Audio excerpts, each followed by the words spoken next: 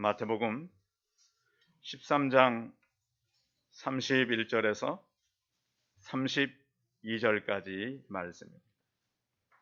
신약성경 22면에 있습니다.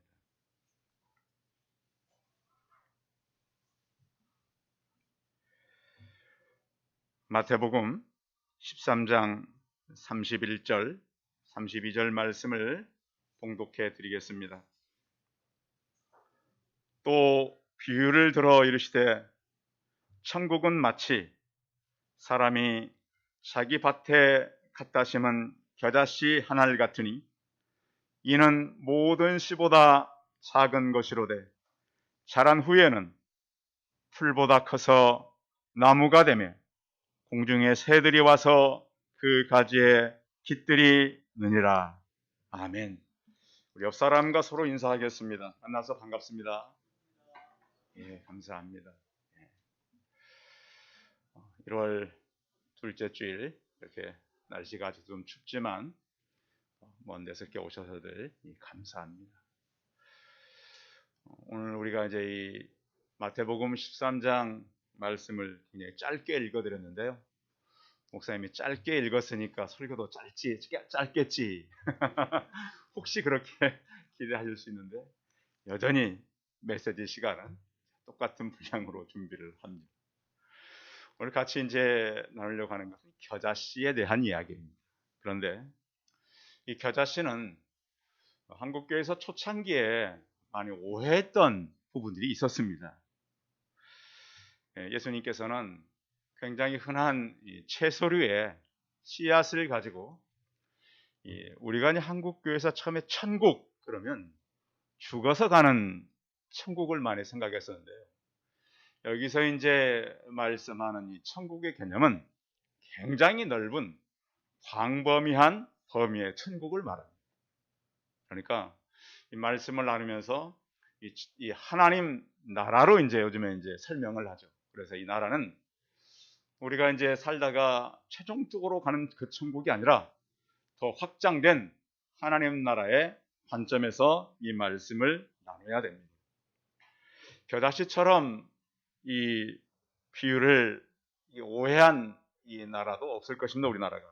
그래서 왜 처음에 이 겨자씨를 오해했냐면 이 성경을 몰라서 잘못 번역을 한 것도 아니었고요. 이 말씀의 현장 이스라엘에서의 겨자씨는 어떤 것인지 잘 몰라서 그랬던 거예요. 저도 그런 얘기를 들은 적이 있었어요. 어떤 목사님께서 이스라엘 갔다 오셔서 겨자씨를 이렇게 가지고 새벽 기도 때 보라고 이렇게 내놓았대요. 워낙 적고 잘 안 보이시니까 할머니 한 분이 다가가지고 목사님 어디 있냐고 하니까 그 입김에 다 날아갔다. 이런 얘기들이 막 있었어요. 저 직접 들었어요. 그런데 이 얘기는 이제 그 처음에 한국 분들이 이스라엘에 이제 성지 순례를 가면서 그 코팅된 아주 적은 씨들이 있었어요. 나중에 보니까 그것이 겨자씨가 아니었고 담배씨였다는 거예요. 제가 직접 이제 후배가 이스라엘 가서 선배님 이거 갔다 오면서 가져왔습니다 하고 씨를 가져왔는데 원래 한국 교회가 알고 있었는 그 씨가 아니고 좀 큰 씨였어요. 유채씨, 배추씨 비슷한 그러한 씨앗이었습니다. 그래서 이 겨자씨는 그 이스라엘 상황을 좀 설명한다면 2월, 3월쯤에 우리나라의 저 남쪽이나 제주도에 유채꽃 피잖아요. 그렇듯이 피는 흔한 들꽃입니다. 그리고 이것은 이제 1년생 초이고요. 또 약재나 식용으로 주로 썼던 이런 식물입니다. 꽃은 노란색이 폈고요. 또 씨는 하얀색과 검정색이 있어요. 그런데 이것을 이제 씨를 뿌려서 키우면 보통 1m 정도밖에 안 큰데요. 저도 이제 그 후배가 가져온 그 씨를 화분에다 심었더니 한 60cm 정도 자랐더라고요. 그런데 그 씨 중에 까만 씨는 많이 자라면 3m까지도 자란대요. 그래서 이 씨가 자라서 나중에는 좀 많이 자라기 때문에 그 1년생 씨치고는 굉장히 큰 식물이 된다라고 하는 것이죠. 그래서 그럼 예수님은 하나님 나라를 설명하면서 왜 이렇게 작은 씨를 가지고 비유를 했는가? 이것은 하나의 강조법입니다. 씨는 적지만 그렇다고 이 겨자씨가 씨 중에 가장 작은 씨는 아닙니다. 겨자씨보다 작은 씨는 얼마든지 있습니다. 그런데 이것은 적은 것이 커진다라고 하는 강조를 하기 위해서 예수님께서 비유를 든 것입니다. 또 한 가지는 이렇게 함으로써 어떤 대상을 들어서 본인이 설명하고자 하는 것에 대한 더 선명한 그런 역할을 하기 위해서 누구나 볼 수 있고 접할 수 있고 흔한 겨자씨의 얘기로서 하나님 나라를 설명하게 된 것입니다. 그래서 이 겨자씨는 더운 이제 이 여름이 시작되면 5월쯤 되면 이 겨자씨가 우리나라 그 고추대처럼 마른대요. 상상이 되시겠습니까? 그러면 한 1m나 한 3m까지 자라는 이 식물이 마르면 거기에 새들이 몰려들인다는 거예요. 왜 몰려들일까요? 쉬고 그 씨앗 같은 것도 먹겠죠. 성경에는 없지만 상상해 볼 수 있어요. 충분히. 그러면 뭐 입이 풍성해서가 아니라 새들이 충분히 그렇게 모여들 수 있겠다라고 상상을 해볼 수 있어요. 그래서 여기에서 이제 예수님께서 그 청중들에게 하고 싶은 얘기는 적은 씨의 전파성이에요. 씨앗이 한번 떨어지고 나면 우리나라는 겨울이 되면 얼어 죽기도 하지만 따뜻한 지방은 어떻게 될까요? 그 씨가 그대로. 그러니까 겨자씨가는 굉장히 많이 퍼지는 씨앗이에요. 얼마 가지 않으면 그 지역이 온 천지를 덮어버린 게 바로 겨자씨앗이에요. 그래서 이런 전파성, 씨앗이 몇 개만 떨어져도 얼마 지나지 않으면 금방 그 지역이 겨자의 이런 들판으로 바뀌어버리는 그런 숲을 만들어가고, 또 하나는 겨자 갖고 있는 어떤 그 확장성인 거죠. 씨가 떨어졌더니 이렇게 큰 식물이 되고, 또 씨가 있는 것 같더니 그 주변 전체가 퍼져간다라고 하는 거예요. 그래서 이 씨를 통해서 계속 이어지는 연속성도 포함하고 있어요. 1년 이런 그 식물이지만 그 씨를 통해서 계속 퍼져가고 확장돼가고 연속돼 가는 그런 씨의 원리를 가지고 하나님 나라를 설명하고 있는 것입니다. 그래서 이 씨는 외적인 성장도 중요하지만 내적인 성장도 같이 한다라는 거예요. 우리가 이제 보면 수들이 많아지는 건 좋지만 중요한 것은 내적인 성장이죠. 그래서 오늘 성경은 바로 오늘 겨자씨 비유에 이어서 이 커다란 통 속에 넣은 이 반죽가루, 누룩에 대해서도 설명하고 있어요. 누룩은 그 조그만 그 덩어리만 있어도 그 그릇에 넣어 있는 모든 가루를 다 풀게 만드는 그러한 원리를 갖고 있듯이 하나님 나라의 원리는 처음부터 큰 씨가 아니라 적은 씨로 시작해서 확장되고 성장하고 연속성을 가지고 자라간다는 거예요. 그래서 성경을 통해서 우리에게 요구되는 것은 속 사람의 변화예요. 성도 여러분, 말씀의 씨가 우리 안에 떨어져서 우리 삶이 변화되기를 바랍니다. 성경은 그것을 지금 우리에게 설명하고 있어요. 성령께서는 우리 삶의 내면의 질서가 바로 세워지길 원해요. 물론 우리가 이제 코로나 기간이어서 열심히 예배를 참석하도 굉장히 중요해요. 예배를 드리고 돌아가서 내 삶의 현장에서 어떻게 살아가고 어떤 영향력을 미치고 살아가는가. 그래서 하나님 나라는 씨가 떨어지는 것도 중요하지만 그 씨가 점점 성장해서 자라간다. 그래서 확장성에 우리에게 하는 그 시사하는 면이 커요. 그래서 예수님께서도 지금 들판에 자라는 그 겨자씨를 보면서 그 설명을 하고 있어요. 그래서 우리는 이 말씀을 가지고 하나님 나라의 시작과 과정과 어떻게 이루어지는가를 설명해 드리려고 합니다. 하나님 나라는 처음부터 크게 시작되질 않아요. 언제나 초라한 시작, 작은 시작으로 시작돼요. 그래서 오늘 말씀도 그렇게 시작되고 있어요. 오늘 31절 같이 읽어볼까요? 31절 시작. 또 비유를 들어 이르시되 천국은 마치 사람이 자기 밭에 갖다 심은 겨자씨 한 알 같으니. 겨자씨 몇 알이요? 한 알. 근데 겨자씨는 적기 때문에 뿌릴 때 막 손으로 한 줄씩 잡고 뿌리거든요. 유채씨 뿌릴 때 이렇게 보면 뿌릴 때. 그런데 하나님께서 우리에게 하는 원리는 한 알의 씨와 같은 그런 원리를 가지고 시작한다. 마가복음에서도 그랬어요. 겨자씨 한 알 같으니 땅에 심길 때에는 땅 위에 모든 씨보다 작은 것이로되. 그런데 청중들이 들을 때도 그냥 더 작은 씨도 있지만 적다는 것은 누구나 알고 있는 상식이었다는 거예요.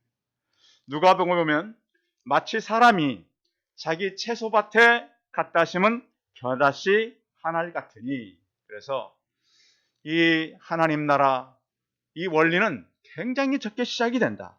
그래서 구약 시대 때 보면 앞으로 다가올 그 하나님 나라의 주체가 될 예수 그리스도는 우리가 흠모할 만한 아무 조건이 없다는 것을 말씀했어요. 그래서 예수 그리스도는 세상에 그렇게 매력적인 것은 아니다. 또 그가 왔을 때 목수의 아들로 왔어요. 예수님 당시에도 목수의 직업은 인기 있는 직업이 아니었어요. 요즘에도 이제 인기 있는 직업들이 있잖아요. 그렇듯이 2000년 전에 예수님께서 아버지로부터 계속 이어받은 목수 직업은 그렇게 사람들로부터 좋아하는 직업은 아니었고, 또 그는 태어난 것도 굉장히 누추한 곳에서 태어났어요. 그런가 하면 그가 택했던 12명의 제자도 그렇게 훌륭하지 못했어요. 남들처럼 많이 준비가 됐거나 어떻게 그들이 예수님 앞에 왔을 때 어떤 이력서를 가지고 비교해서 그 사람들을 채용한 게 아니에요. 그냥 가다가 길에서 만나면 나를 따르라 하고서 그들을 불렀다는 것이죠. 그래서 이 제자들도 대부분 많은 수가 어부였고, 또 그들 중에는 사람들이 싫어하는 세리도 있었고, 또 열심당원들도 있었고, 다양한 청년들이 모였었습니다. 그래서 이렇게 예수님의 시작은 본인도 제 아들도 그렇게 사람들에게 환영받을 만한, 인정받을 만한 그런 것은 아니었습니다. 그런데 이슬 속에는 상상할 수 없는 엄청난 잠재력을 갖고 있었습니다. 그래서 그 성장의 과정이 있었어요. 그래서 그들의 시작은 미약했지만 그들이 어떻게 그 미약한 그들이 시작됐는가? 하나님 나라를 우리가 알기 위해서는 국가의 3대 요소를 우리는 누구나 다 압니다. 국가의 3대 요소는 주권이 있어야 되고요, 국민이 있어야 되고, 영토가 있어야 돼요. 그렇듯이 하나님 나라의 영역은 하나님의 주권이에요.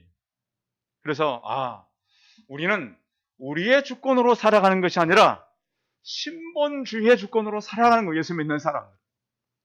우리가 민주주의냐? 물론 예수 믿는 사람은 누구나 민주주의를 다 원해요.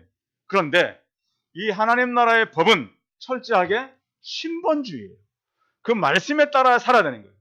그러면 그 하나님 나라의 영토는 뭡니까? 그의 다스림이에요. 그의 통치가 바로 그 영토라고 볼 수 있어요. 또한 그의 백성은 바로 그의 성도들입니다. 그래서 이 땅에 오신 예수 그리스도, 이런 하나님 나라를 이끌어가기 위해서 마국간에 오셨고 지극히 가난하게 피천하게 오셨어요. 또 그는 이 땅에 오셔서 사람들이 받는 세례를 받았고, 또 그의 제자들을 택해서 일을 하셨어요. 그런데 우리가 성경에서 볼 때는 예수 그리스도의 사역이 큰 것 같지만 그 당시 예수님의 사역은 굉장히 미미한 사역이었어요. 한 동네, 한 지역에서 사람들을 고치고 또 오병이의 능력을 하고, 이런 것들은 그렇게 많이 매력 있는 그러한 소식이 아니었어요. 차라리 로마의 소식은 대단했죠. 나라들을 이렇게 정복하기도 하고 거대한 도로를 만들고 사람들을 엄청나게 운집하는 그런 일들이 있었다는 거예요. 거기에 비해서 성경은 그렇게 예수 그리스도의 사역은 드러날 만한 큰 사건은 아닌 거예요. 당시 로마 제국에 비하면 너무 부족한, 너무도 연약한 그런 상황 속에서 하나님 나라는 점점 확장되어 가고 있었습니다. 주님의 낮아지심, 비하, 그리고 다스리심이 굉장히 사람들이 볼 때는 크지를 못했습니다. 그러나 하나님 나라는 한 개인들을 통해서 이루어져 가는 것입니다. 예수님이 왜 하나님 나라 천국은 겨자씨 하나를 같다고 말했을까요?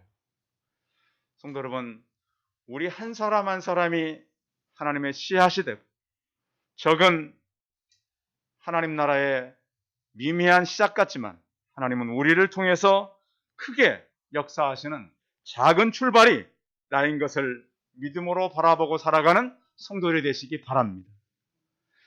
하나님은 내게 어떤 자격이 되고 내가 능력이 있고 내가 할 만해서 시작한 것이 아니라 우리 안에 하나님의 계획이 이미 시작되고 있는 거예요. 시작한 거예요. 그러면 내가 어떻게 그 일을 감당할 수 있을까? 하나님 나라는 시작해서 성장하는 과정을 맛보게 한다는 거예요. 제자들에게 전달되었을 때 먼저는 제자들의 삶이 변하기 시작했습니다. 천국 복음은 생명력이 있어요. 나를 통해서 하나님 나라가 확장될 수 있을까? 그건 하나님은 그렇게 하는 거예요. 교회 역사가 하나님 나라의 성장 과정을 증명해줘요. 어떻게 증명해 주는가? 처음에 이 생명의 복음이 전해질 때 예수님께서 12명을 택했어요. 그런데 12명이 나중에 보면 70명으로 성장을 해요. 그 70명이 120명으로. 그래서 예수님께서 십자가에 달리시고 부활 승천하고 나서도 소수의 남은 한 120명 정도가 성경은 줄을 이루고 있었어요. 그런데 사도행전으로 가면은 이 사람들이 3,000명, 5,000명으로 성장해 나가는 거예요. 이 성장해 나가서 결국에는 부흥의 파도를 일으키게 되는 것이죠. 그래서 부흥은 전적인 하나님의 주권적인 역사가 되는 것입니다.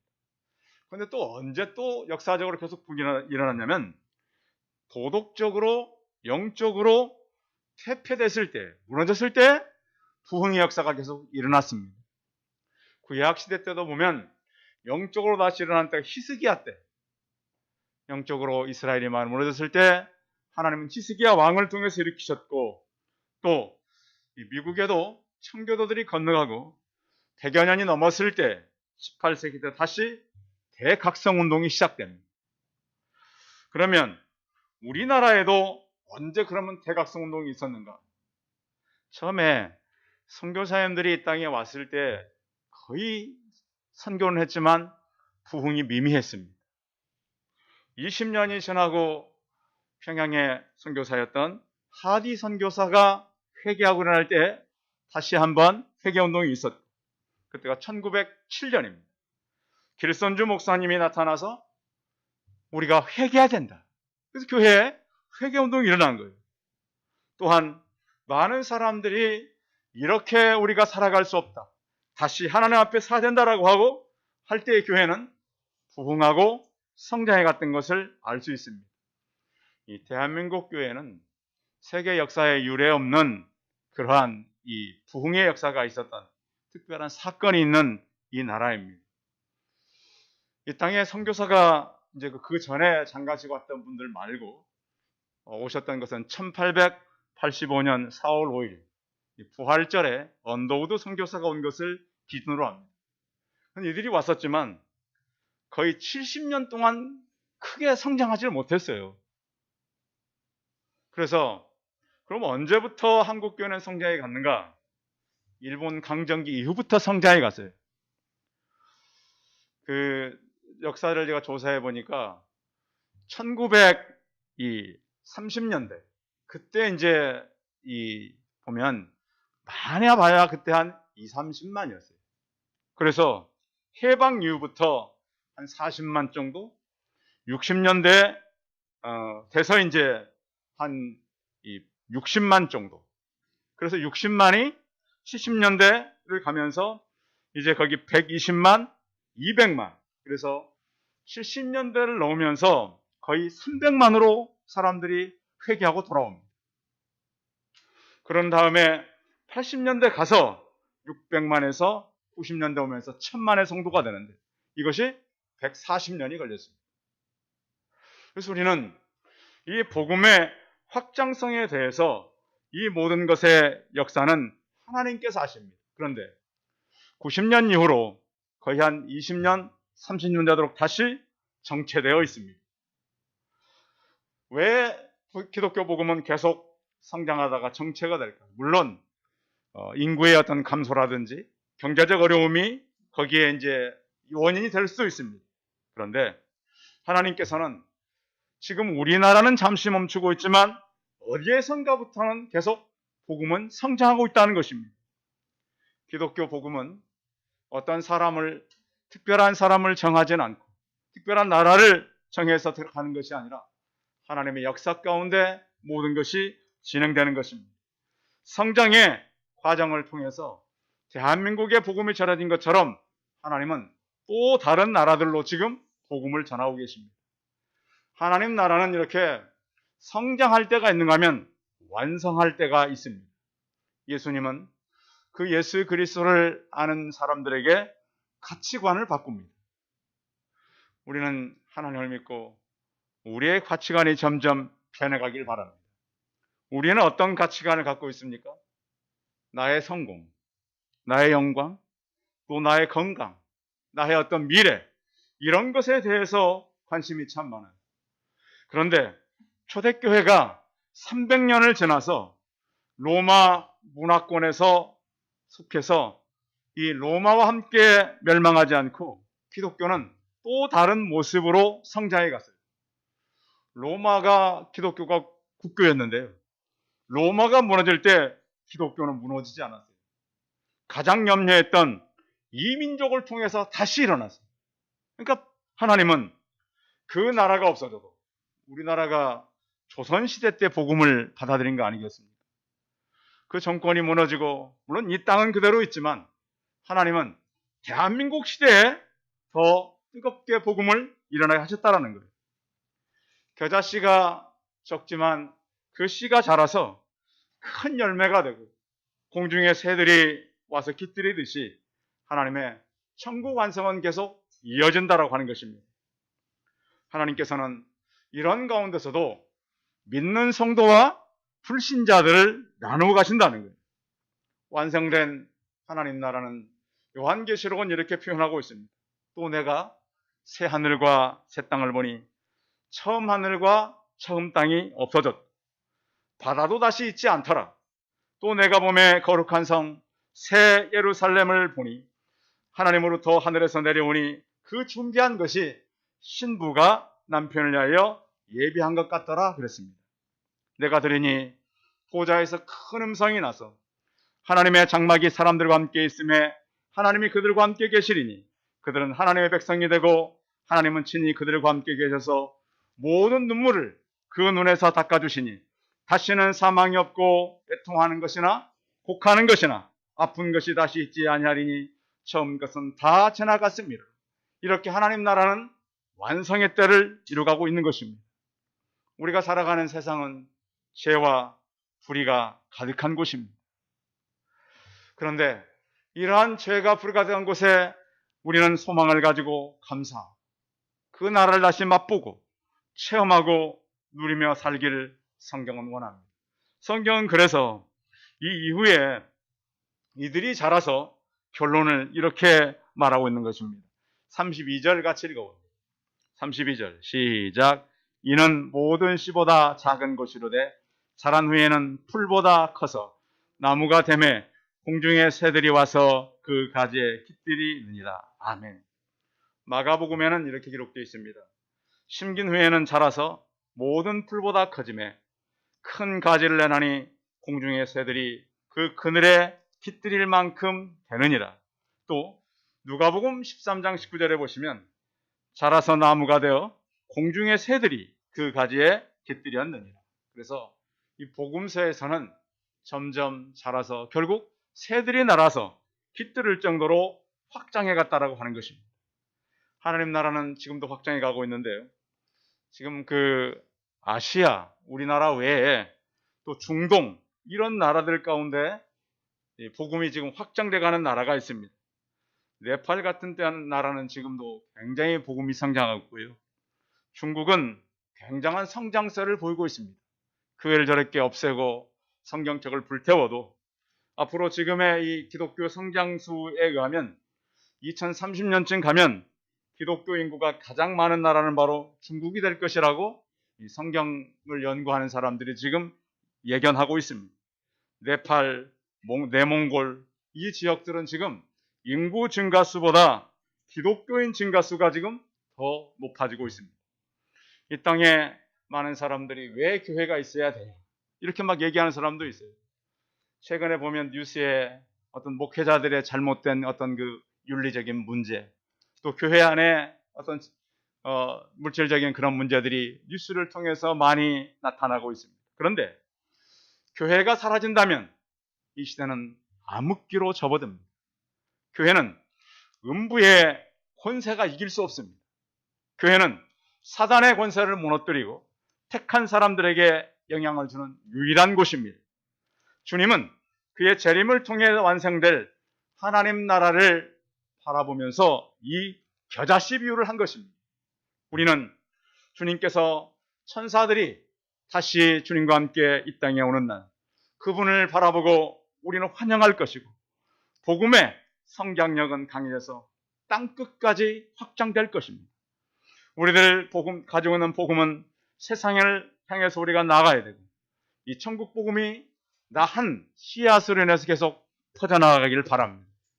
지금 대한민국은 전체 인구 20%가 기독교를 믿고 있습니다.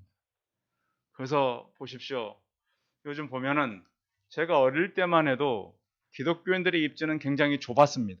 물론 요즘엔 너무 또 이제 이것이 너무 사람들에게 잘못 비춰지는 것도 있지만 중요한 것은 우리가 이 천국 복음을 가지고 살아가는 사람들로서 코로나 시기를 어떻게 기갈 것인가.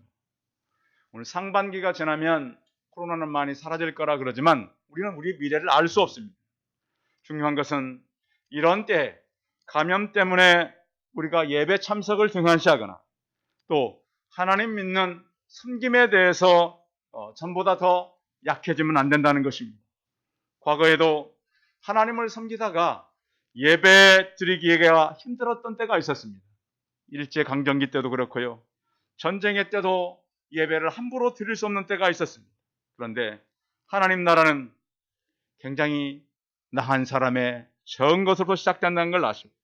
하나님 나라는 외적인 성장뿐만 아니라 내적 성장, 내면의 변화가 꼭 있어야 된다고 하는 것입니다. 지금은 겨울이니까 여러분 들판에 나가면 식물이 있어요? 없어요? 없어요. 계속 겨울로 이 지구가 진행된 건 아니잖아요. 봄이 되면 그 들판이 어떻게 변하죠? 다시 풀이 돋고 나무가 자라고 꽃이 피듯이 하나님 나라는 다시 일어난다는 거예요. 그런데 우리가 지금까지 살아오면서 너무 외부적인 시험이 없다 보니까 신앙의 야성을 잃었다 그래요. 신앙은 핍박할수록 더 강해지는 거거든요. 위기가 생길수록 더 단단해지는 거거든요. 그래서 저는 이 코로나 2년쯤 저희가 이제 되고 있는데요. 이런 기간을 통해서 우리 성도들의 신앙이 더욱 단단해졌다고 믿습니다. 믿는 자와 믿지 않는 자들의 분명한 선은 나눠졌다고 믿습니다. 그런 사람들이 있잖아요. 교회가 자꾸 그러니까 나는 교회 안 가. 근데 그런 분들은 처음부터 하나님 믿는 사람들이 아니었어요. 왜? 자기를 위해 사는 사람.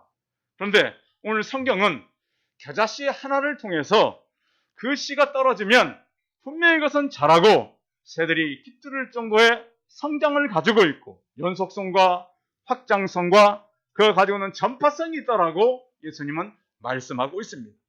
나에서 그치지 않고 계속 살아갈 수밖에 없다. 사람들이 요즘에 인구도 줄어가고 경제적으로도 어렵고 그러나 이 생명의 원리는 계속 성장해 갑니다. 대한민국이 이 땅에 많은 역사를 갖고 있었지만 저는 지금도 기독교의 역사는 우리나라와 같이 하고 앞으로도 그럴 것입니다. 우리 성도 여러분, 지금은 우리는 교회는 굉장히 아직은 작은 교회입니다. 그러나 미약해 보이지만 저는 새순이 새숲이 될 것을 확신합니다. 그리고 여러분들, 지금은 우리가 코로나 이전과 이후는 많이 교회 상황도 바뀌었습니다. 그런데 그걸 확신하십시오. 내게 뿌려진 한 알의 겨자씨와 같은 하나님 나라는 확장될 수밖에 없다. 결국 그것은 완성될 수밖에 없다. 그리고 초라한 우리의 시작이 하나님 나라의 큰 숲으로 완성된 걸 바라보고 나를 이곳에 부르신 하나님을 찬송하고 예배하며 하나님 나라의 작은 시작이 이미 시작되었고 지금 우리는 성장의 과정 속에 있다는 걸 확신하고 믿음으로 살아가는 저와 우리 성도들이 다 되시기 바랍니다. 기도하겠습니다. 살아계신 하나님, 예수님께서 겨자씨 비유를 설명할 때 하나님 나라는 너무 미미했고 초라했고 금방 없어질 것 같았습니다. 많은 핍박이 있었고 지금까지 기독교는 큰 일들을 많이 만났습니다. 많은 지도자들이 희생했고 많은 교회가 어려움을 만났습니다. 질병 때문에 이 대한민국 교회, 특별히 제일교회도 많은 어려움이 있지만 이 생명의 원리를 우리가 깨닫고 겨자씨처럼 우리가 더 앞으로도 나아갈 수 있도록 성령님 도와 주옵소서. 더 확장해 가고 성장해 가고 연속적으로 생명의 원리를 이어가게 하여 주옵소서. 하나님 나라의 미약한 시작은 비록 지금은 우리가 부족하고 작지만 그러나 점점 우리 이 씨앗들이 자라서 큰 숲을 이루게 하여 주옵시고 올 한 해 동안 저희가 말씀과 함께 새로워져서 오직 주 예수 그리스도를 바라보고 살아가는 우리가 되게 하여 주옵소서.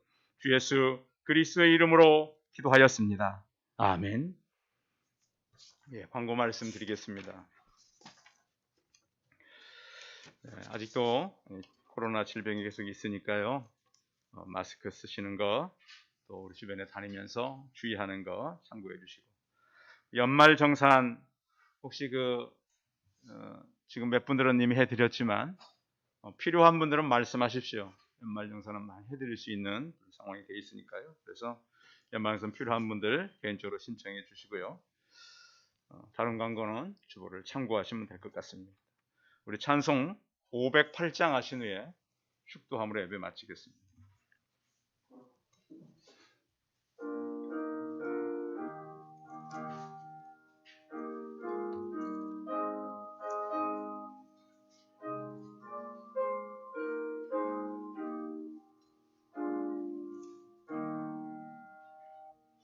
우리가 지금은 나그네 되어도 화려한 천국에 모자라거니니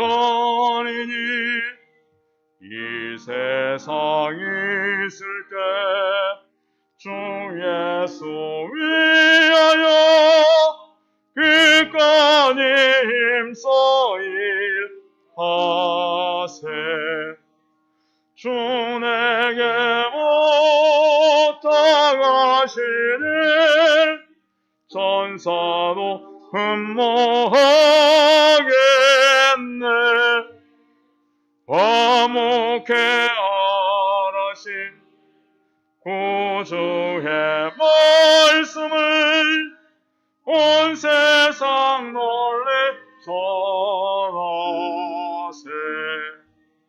주 예수 말씀이 온 세상 만민을 흉악한 죄에서 떠나라 하시니 이 말씀 듣고서 새 생명 얻으라. 이 기쁜 소식 전하세. 주 내게 부탁하시는 전사도 흠모하겠네. 화목해 하라신 구주의 말씀을 온 세상 놀래 전하세. 영생의 복락과 천국에 갈 길을 만백성 알로로 나가서 전하세. 주 예수 말씀이 이 복음 전하러 우리에게 부탁하셨네. 주 내게 부탁하시는 전사도 흠모하겠네.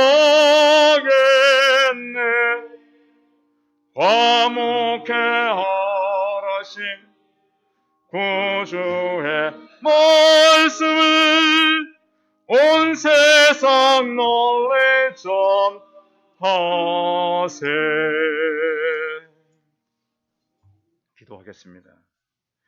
이제는 우리 주 예수 그리스도의 은혜와 하나님 아버지의 무한하신 사랑과 성령의 교통하심이 주의 말씀을 듣고 기자씨와 같은 작은 하나님 나라의 시작이지만 그 씨가 자라서 열매를 맺고 또 새들이 와서 깃들이듯이 우리의 작은 한 사람 한 사람이 생명의 씨가 되어서 지속적으로 확장되고 연속적으로 그 씨를 이어가며 주님께서 주시는 그 능력을 가지고 큰 숲을 이루며 살기를 소원하는 우리 성도들의 머리머리 예와 이들의 가정과 자녀들과 직장과 일터 위에 이르 영원토록 함께 있을지어다. 아멘.